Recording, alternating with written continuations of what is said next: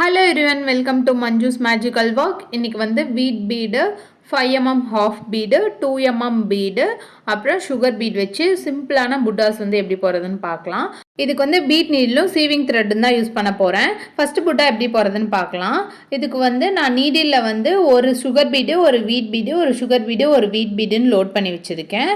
இப்போ வந்து த்ரெட்டை எடுத்துட்டு ஒரு வீட் பீடும் ஒரு சுகர் பீடும் லோட் பண்ணிக்கலாம். லோட் பண்ணி முடிச்சதுக்கப்புறம் ஒரு ஸ்டிச் போட்டுட்டு எண்ணாட் போட்டுக்கலாம்.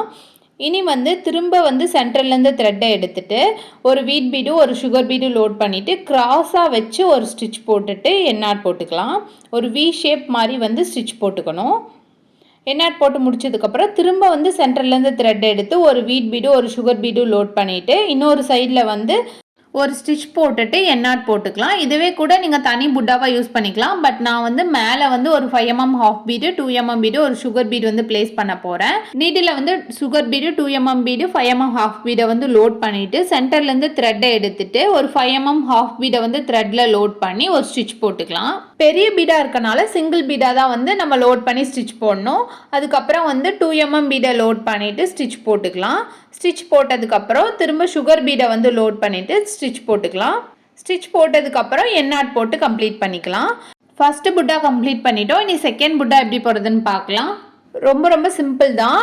இன்னும் இருக்க ரெண்டு சைட்லேயுமே வந்து 5mm bead 2mm bead sugar bead வந்து லோட் பண்ணிவிட்டு சென்டரில் வந்து குந்தன் ஸ்டோன் வந்து பிளேஸ் பண்ணணும். அது எப்படின்னு வந்து லாஸ்ட்டாக சொல்கிறேன். வீடியோ ஃபுல்லாக வந்து ஸ்கிப் பண்ணாமல் பாருங்கள். இப்போ வந்து சென்டர்லேருந்து த்ரெட்டை எடுத்துக்கிறோம். 5mm ஹாஃப் பீடு ஒரு ஸ்டிச் போட்டுக்கிறோம். 2mm பீடை வந்து லோட் பண்ணிட்டு ஒரு ஸ்டிச் போட்டுக்கிறோம். சுகர் பீட் லோட் பண்ணிவிட்டு ஒரு ஸ்டிச் போட்டுட்டு எண்ணாட் போட்டு கம்ப்ளீட் பண்ணிக்கலாம்.